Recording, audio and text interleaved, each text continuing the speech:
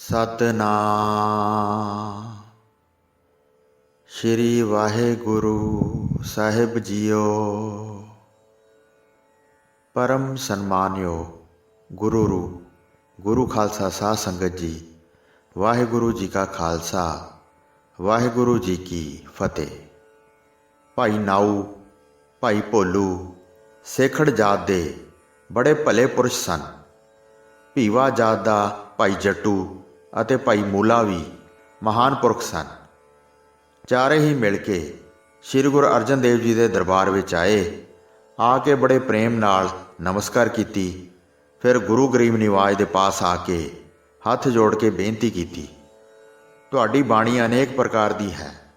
ਤੁਸੀਂ ਵੱਖ-ਵੱਖ ਅਧਿਕਾਰਾਂ ਦੀ ਬਾਣੀ ਦਾ ਉਚਾਰਨ ਕਰਦੇ ਹੋ। ਜਿਵੇਂ ਆਪਣਾ ਅਧਿਕਾਰ ਜਾਣਦੇ ਹੋ, ਉਸ ਤਰ੍ਹਾਂ ਸ਼ਬਦ ਦਾ ਆਸ਼ਾ ਮੰਨ ਕੇ ਕਹਿੰਦੇ ਹੋ। ਸਾਡਾ ਜਿਵੇਂ ਅਧਿਕਾਰ ਹੈ, ਅਸੀਂ ਤਾਂ ਨਿਰਧਾਰਿਤ ਰੂਪ ਵਿੱਚ ਪਛਾਣ ਨਹੀਂ ਸਕਦੇ ਹਾਂ। ਕਰਮ ਕਰਨ ਦੇ ਅਧਿਕਾਰੀ ਹਾਂ। ਵਿਚਾਰ ਕੇ ਕੀ ਉਪਾਸਨਾ ਕਰੀਏ? ਗਿਆਨ ਕਾਂਡ ਦੇ ਕੀ ਅਧਿਕਾਰ ਹਨ? ਹੇ ਸਤਿਗੁਰੂ ਜੀ, ਤੁਸੀਂ ਸਾਨੂੰ ਸੁਣਾਓ। ਸ੍ਰੀ ਗੁਰੂ ਅਰਜਨ ਦੇਵ ਜੀ ਨੇ ਸੁਣ ਕੇ ਕਿਹਾ, ਆਪਣਾ ਪਰਖਣਾ ਇਸ ਪ੍ਰਕਾਰ ਜਾਣੋ। ਗੁਰੂ ਜੀ ਦਾ ਬਚਨ ਸੁਣ ਕੇ ਜਦ ਹਿਰਦੇ ਵਿੱਚ ਧਾਰਨ ਕਰੇ ਤਾਂ ਸ਼ੁਭ ਅਸ਼ੁਭ ਕਰਮ ਦਾ ਨਿਰਣਾ ਕਰ ਲਵੇ। ਸ਼ੁਭ ਕਰਮ ਕਰਨਾ ਚਾਹੁਣ ਲੱਗਦਾ ਹੈ, ਪਰ ਜਿਹੜਾ ਬੁਰੇ ਕਰਮ ਦਾ ਸੁਭਾਅ ਹੈ ਉਹ ਮਨ ਤੋਂ ਮਿਟਦਾ ਨਹੀਂ ਹੈ, ਨਿਤ ਕਰਨਾ ਚਾਹੁੰਦਾ ਹੈ।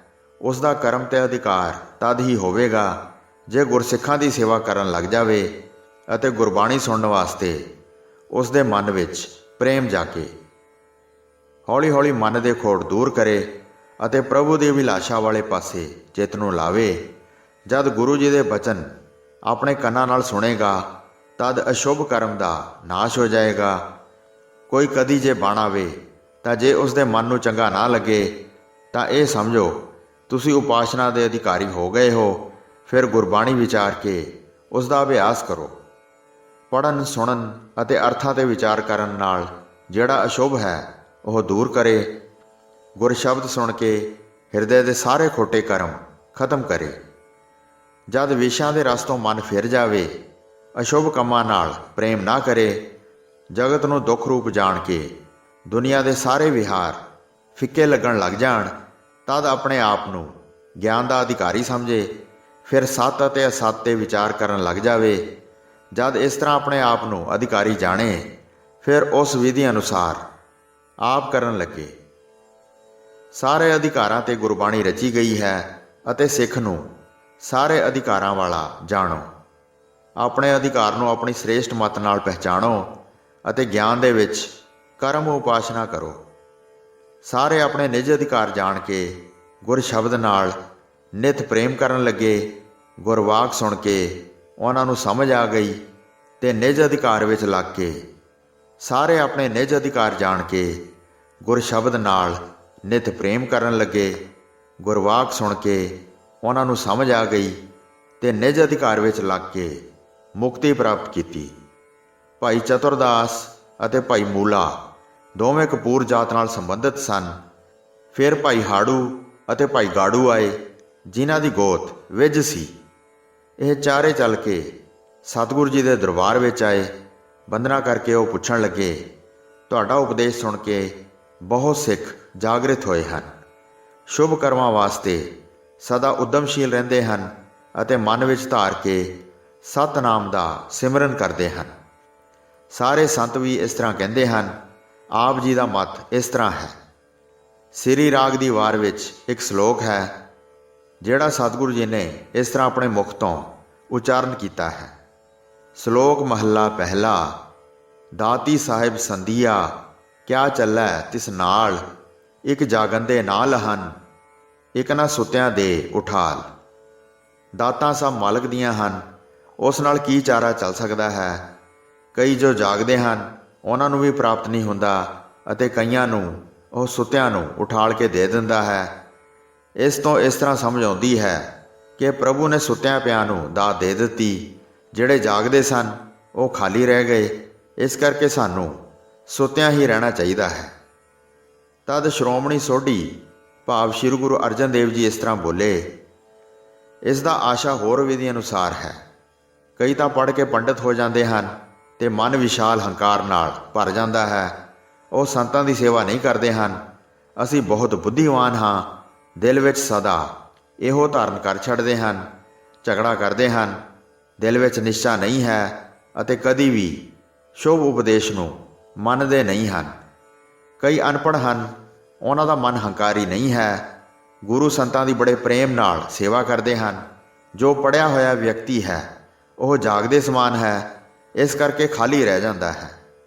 ਅਨਪੜ੍ਹ ਸੁੱਤੇ ਦੇ ਸਮਾਨ ਹੈ, ਜਿਸ ਨੇ ਸੰਤਾਂ ਦੀ ਸੇਵਾ ਕਰਕੇ ਸੁੱਖ ਪਾਇਆ ਹੈ। ਇਸ ਦਾ ਇੱਕ ਹੋਰ ਅਰਥ ਕੰਨ ਲਾ ਕੇ ਸੁਣੋ।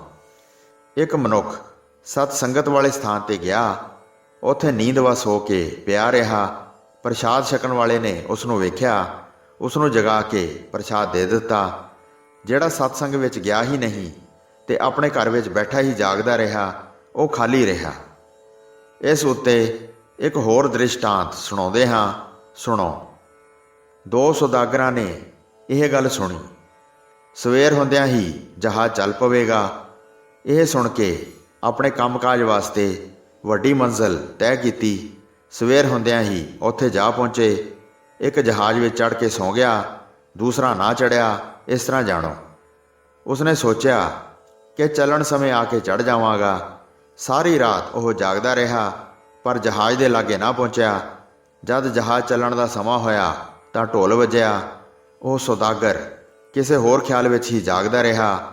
ਢੋਲ ਦੀ ਆਵਾਜ਼ ਸੁਣੀ ਨਾ ਗਈ ਤੇ ਜਹਾਜ਼ 'ਤੇ ਚੜ੍ਹਿਆ ਨਾ ਗਿਆ। ਕੁਝ ਪਲਾਂ ਵਿੱਚ ਹੀ ਜਹਾਜ਼ ਬਹੁਤ ਦੂਰ ਚਲਾ ਗਿਆ। ਜਿਹੜਾ ਮਨੁੱਖ ਜਹਾਜ਼ ਵਿੱਚ ਸੁੱਤਾ ਪਿਆ ਸੀ, ਉਸ ਨੂੰ ਕਿਸੇ ਨੇ ਬਾਂਹ ਤੋਂ ਫੜ ਕੇ ਜਗਾ ਦਿੱਤਾ। ਬਾਣੀਏ ਦੇ ਨਾਲ ਉਸਨੇ ਵਪਾਰ ਕੀਤਾ ਅਤੇ ਲਾਭ ਪ੍ਰਾਪਤ ਕਰਕੇ ਆਪਣੇ ਹੱਥ ਵਿੱਚ ਲਿਆ। ਜਿਹੜਾ ਜਾਗਦਾ ਰਿਹਾ ਪਰ ਜਹਾਜ਼ ਵਿੱਚ ਨਾ ਚੜ੍ਹਿਆ, ਉਹ ਜੰਗਲ ਵਿੱਚ ਇਕੱਲਾ ਰਹਿ ਗਿਆ। ਚੋਰ ਧਾੜਵੀ ਆ ਪਹੁੰਚੇ ਤੇ ਉਹ ਆਪਣਾ ਸਾਰਾ ਸੌਦਾ ਲੁਟਾ ਕੇ ਵਾਪਸ ਚਲਾ ਗਿਆ। ਸਤ ਸੰਗਤ ਵਿੱਚ ਵੀ ਇਸ ਤਰ੍ਹਾਂ ਜਾਣੋ। ਉਦਮ ਧਾਰ ਕੇ ਜੋ ਆ ਕੇ ਬੈਠ ਜਾਂਦਾ ਹੈ ਤਾਂ ਉਸ ਨੂੰ ਸੁੱਤੇ ਹੋਏ ਵੀ ਜਗਾ ਲੈਂਦੇ ਹਨ। ਸੰਤ ਕਿਰਪਾ ਕਰਕੇ ਉਸ ਨੂੰ ਸ਼ਬਦ ਸੁਣਾਉਂਦੇ ਹਨ। ਜੇ ਪ੍ਰਸ਼ਾਦ ਆਦਿ ਕੁਝ ਵਰਤਣ ਲੱਗੇ ਤਾਂ ਜਿਹੜੇ ਪਹਿਲਾਂ ਜਾਗਦੇ ਹਨ ਉਹ ਸੁੱਤੇ ਪਏ ਨੂੰ ਜਗਾ ਦਿੰਦੇ ਹਨ। ਜੇ ਆਪਣੇ ਘਰ ਵਿੱਚ ਬੈਠਾ ਹੀ ਜਾਗਦਾ ਰਿਹਾ ਤਾਂ ਨਾ ਉਸਨੇ ਸ਼ਬਦ ਸੁਣਿਆ ਤੇ ਨਾ ਹੀ ਪ੍ਰਸ਼ਾਦ ਖਾਧਾ। ਅਨਪੜ੍ਹ ਸੁੱਤਾ ਪਿਆ ਵੀ ਮਨ ਨੀਵਾਂ ਕਰਕੇ ਸ਼ਰਧਾ ਨਾਲ ਸਤਸੰਗ ਕਰਦਾ ਹੈ। ਜਿਹੜੀ ਅਗਿਆਨਤਾ ਰੂਪੀ ਉਸ ਦੀ ਨੀਂਦ ਹੈ, ਉਹ ਗਿਆਨ ਸੁਣਾ ਕੇ ਸਾਰੀ ਖੋਹ ਦਿੰਦੇ ਹਨ। ਨਿਜ ਸਰੂਪ ਦਾ ਸ੍ਰੇਸ਼ਟ ਲਾਭ ਪਾਉਂਦੇ ਹਨ। ਇਸ ਤਰ੍ਹਾਂ ਬਾਣੀਆਂ ਬਹੁਤ ਲਾਭ ਲਿਆਉਂਦਾ ਹੈ। ਪੜ੍ਹੇ ਲਿਖੇ ਜਿਹੜੇ ਆਪਣੇ ਆਪ ਨੂੰ ਜਾਗਦਾ ਕਹਾਉਂਦੇ ਹਨ, ਉਹ ਭੁੱਲ ਕੇ ਵੀ ਸਤਸੰਗ ਵਿੱਚ ਨਹੀਂ ਜਾਂਦੇ ਹਨ। ਨਿਰਭੈ ਹੋ ਕੇ ਬੁਰਾ ਕਮਾਉਂਦੇ ਹਨ। ਉਹ ਗਿਆਨ ਤੋਂ ਬਗੈਰ ਖਾਲੀ ਰਹਿ ਜਾਂਦੇ ਹਨ। ਗੁਰੂ ਜੀ ਪਾਸੋਂ ਇਹ ਸੁਣ ਕੇ ਮਨ ਨੀਵਾਂ ਕਰਕੇ ਸਦਾ ਸਤ ਸੰਗਤ ਦੀ ਸੇਵਾ ਕਰਨ ਲੱਗੇ। ਚਾਰੇ ਸਿੱਖਾਂ ਨੇ ਸ਼ੁਭ ਗਤੀ ਪਾਈ ਅਤੇ ਸ੍ਰੀ ਗੁਰੂ ਅਰਜਨ ਦੇਵ ਜੀ ਨੇ ਉਹਨਾਂ ਦੀ ਸਹਾਇਤਾ ਕੀਤੀ। ਫਿਰ ਭਾਈ ਫਿਰਨਾ, ਭਾਈ ਬਹਿਲ ਅਤੇ ਭਾਈ ਜੇਠਾ ਤਿੰਨੇ ਸਿੱਖ ਗੁਰੂ ਜੀ ਨੂੰ ਆ ਕੇ ਮਿਲੇ। ਗੁਰੂ ਜੀ ਦੇ ਪਾਸ ਆ ਕੇ ਚਰਨਾਂ 'ਤੇ ਬੰਦਨਾ ਕੀਤੀ ਅਤੇ ਹੱਥ ਜੋੜ ਕੇ ਬੇਨਤੀ ਕੀਤੀ, ਹੇ ਗੁਰੂ ਗਰੀਬ ਨਿਵਾਜ ਜੀ, ਸਾਨੂੰ ਦੱਸ ਕੇ ਸਾਡੇ ਸਾਰੇ ਸੰਦੇਹ ਖਤਮ ਕਰੋ। ਕਈ ਰਾਮ ਦੇ ਨਾਮ ਦਾ ਸਿਮਰਨ ਕਰਦੇ ਹਨ, ਕਈ ਕ੍ਰਿਸ਼ਨ ਹਰੇ ਘਨਸ਼ਾਮ ਦਾ ਨਾਂ ਜਪਦੇ ਹਨ, ਕਈ ਓੰਗ ਅਤੇ ਕਈ ਸੋਹੰਗ ਕਹਿੰਦੇ ਹਨ। ਨਾਮ ਸਿਮਰ ਕੇ ਪਰਮ ਗਤੀ ਹੁੰਦੀ ਹੈ। ਕਿਹੜਾ ਨਾਂ ਉਚਿਤ ਹੈ ਜਿਸ ਦਾ ਅਸੀਂ ਮੁਖ ਨਾਲ ਜਾਪ ਕਰੀਏ? ਹੇ ਸਤਿਗੁਰੂ ਜੀ, ਉਪਦੇਸ਼ ਕਰੋ ਜਿਸ ਦਾ ਸਿਮਰਨ ਕਰਨ ਨਾਲ ਸਾਰੇ ਪਾਪਾਂ ਦਾ ਨਾਸ਼ ਹੋਵੇ। ਇਹ ਸੁਣ ਕੇ ਗੁਰੂ ਜੀ ਨੇ ਮੁਖ ਤੋਂ ਫਰਮਾਇਆ, ਦੁੱਖਾਂ ਨੂੰ ਦੂਰ ਕਰਨ ਵਾਲੇ ਵਾਹਿਗੁਰੂ ਨਾਮ ਦਾ ਸਿਮਰਨ ਕਰੋ। ਸਾਰੀਆਂ ਬੇੜੀਆਂ ਪਾਣੀ ਦੇ ਕੰਢੇ 'ਤੇ ਉਤਾਰਦੇ ਹਨ।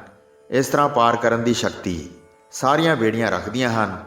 ਫਿਰ ਵੀ ਵਿਚਾਰੋ ਕਿ ਜਿਸ ਬੇੜੀ 'ਤੇ ਚੜ੍ਹੇ ਉਸ ਦੇ ਆਸਰੇ ਹੀ ਨਦੀ ਨੂੰ ਪਾਰ ਕੀਤਾ। ਜਿਵੇਂ ਵੱਖ-ਵੱਖ ਬੇੜੀਆਂ ਹਨ ਪਰ ਨਾ ਉਹਨਾਂ ਦਾ ਇੱਕੋ ਬੇੜੀ ਹੈ, ਇਸ ਤਰ੍ਹਾਂ ਪਰਮੇਸ਼ਰ ਦੇ ਸਭ ਨਾਮ ਹਨ। ਹਿਰਦੇ ਦੇ ਘਰ ਵਿੱਚ ਸਿਮਰਨ ਕਰਨ ਨਾਲ ਪਾਰ ਕਰਦੇ ਹਨ। ਜੋ ਸਤਿਗੁਰੂ ਉਪਦੇਸ਼ ਕਰਦੇ ਹਨ ਉਸ ਨੂੰ ਸਿਮਰ ਕੇ ਸਿੱਖ ਭਵਸਾਗਰ ਤਰ ਜਾਂਦੇ ਹਨ। ਇੱਕ ਵਾਰੀ 36 ਯੁੱਗ ਧੁੰਦੂਕਾਰ ਰਿਹਾ। ਨਾ ਕੋਈ ਪਰਜਾ ਸੀ ਅਤੇ ਨਾ ਹੀ ਕੋਈ ਰਾਜਾ ਸੀ। ਏਕੰਕਾਰ ਪ੍ਰਭੂ ਨੇ ਕੁਝ ਵੀ ਨਹੀਂ ਬਣਾਇਆ ਸੀ। ਸਾਰੇ ਸੁੰਨ ਸਮਾਧੀ ਵਿੱਚ ਰਹਿੰਦੇ ਸਨ। ਕੋਈ ਵੀ ਆਕਾਰ ਪ੍ਰਗਟ ਨਾ ਕੀਤਾ, ਗੁਬਾਰ ਰਿਹਾ ਜਿਵੇਂ ਈਸ਼ਵਰ ਨੂੰ ਚੰਗਾ ਲੱਗਾ। 9 ਯੁਗਾਂ ਵਿੱਚ ਇੱਕ ਇੱਕ ਅੱਖਰ ਪ੍ਰਗਟ ਹੋਇਆ, ਭਾਵ 4 ਅੱਖਰ 36 ਯੁਗਾਂ ਵਿੱਚ ਬਣੇ। ਸ਼੍ਰੀ ਗੁਰੂ ਨਾਨਕ ਦੇਵ ਜੀ ਨੇ ਇਹਨਾਂ 4 ਅੱਖਰਾਂ ਵਾਹਿਗੁਰੂ ਨੂੰ ਇੱਕ ਕਰ ਦਿੱਤਾ ਅਤੇ ਵਾਹਿਗੁਰੂ ਇੱਕ ਨਾਮ ਬਣਾਇਆ। ਇਹ ਨਾਮ ਸੁਣ ਕੇ ਸਾਰੇ ਸੰਤਾਂ ਦੇ ਮਨ ਨੂੰ ਚੰਗਾ ਲੱਗਾ। ਆਪਣੇ ਸਿੱਖਾਂ ਨੂੰ ਉਪਦੇਸ਼ ਕਰਕੇ ਸਿਮਰਨ ਕਰਵਾ ਕੇ ਉਹਨਾਂ ਦੇ ਬੰਦ ਕਲੇਸ਼ ਕੱਟ ਦਿੱਤੇ। ਹੁਣ ਜਿਹੜਾ ਇੱਕ ਮਨ ਹੋ ਕੇ ਇਸ ਨਾਮ ਦਾ ਸਿਮਰਨ ਕਰਦਾ ਹੈ, ਵਾਹਿਗੁਰੂ ਉਸ ਦੇ ਸਾਰੇ ਕੰਮ ਪੂਰੇ ਕਰਦਾ ਹੈ ਅਤੇ ਅੰਤ ਸਮੇਂ ਸੁਖਦਾਈ ਗਤੀ ਪ੍ਰਾਪਤ ਕਰਦੇ ਹਨ ਅਤੇ ਜਨਮ ਮਰਨ ਦੇ ਸਾਰੇ ਬੰਧਨ ਦੂਰ ਹੋ ਜਾਂਦੇ ਹਨ। ਇਸ ਕਰਕੇ ਤੁਸੀਂ ਵਾਹਿਗੁਰੂ ਦਾ ਨਾਮ ਸਿਮਰੋ, ਦਿਨ ਰਾਤ ਹਿਰਦੇ ਅਤੇ ਮੁਖ ਤੋਂ ਜਪੋ। ਸਤਿਗੁਰੂ ਜੀ ਤੁਹਾਡੀ ਸਹਾਇਤਾ ਕਰਨਗੇ ਅਤੇ ਤੁਹਾਡੀ ਸਾਰੀ ਦੁਵਿਧਾ ਮਿਟਾ ਦੇਣਗੇ। ਅੰਤ ਸਮੇਂ ਸਭ ਬੰਧਨ ਕੱਟੇ ਜਾਣਗੇ ਅਤੇ ਤੁਸੀਂ ਸੱਚਿਦਾਨੰਦ ਪ੍ਰਭੂ ਵਿੱਚ ਲੀਨ ਹੋ ਜਾਓਗੇ। ਸਿੱਖਾਂ ਨੇ ਸੁਣ ਕੇ ਆਪਣੇ ਭਰਮ ਦੂਰ ਕੀਤੇ ਅਤੇ ਵਾਹਿਗੁਰੂ ਨਾਮ ਦਾ ਸਿਮਰਨ ਕੀਤਾ। ਸ਼੍ਰੀ ਗੁਰੂ ਅਰਜਨ ਦੇਵ ਜੀ ਦੀ ਸੇਵਾ ਕਰਦੇ ਰਹੇ ਅਤੇ ਅੰਤ ਸਮੇਂ ਚੰਗਾ ਸੁਖ ਪਾਇਆ। ਉਹਨਾਂ ਨੂੰ ਮਿਲ ਕੇ ਗੁਰਮਤਿ ਪਾਈ ਅਤੇ ਜਿੱਥੇ ਕਿੱਥੇ ਸਿੱਖੀ ਪ੍ਰਗਟ ਕੀਤੀ। ਹੋਈਆਂ ਭੁੱਲਾਂ ਚੁੱਕਾਂ ਦੀ ਖਿਮਾ ਬਖਸ਼ਣੀ ਜੀ। ਦਾਸ ਨੂੰ ਆਗਿਆ ਦਿਓ।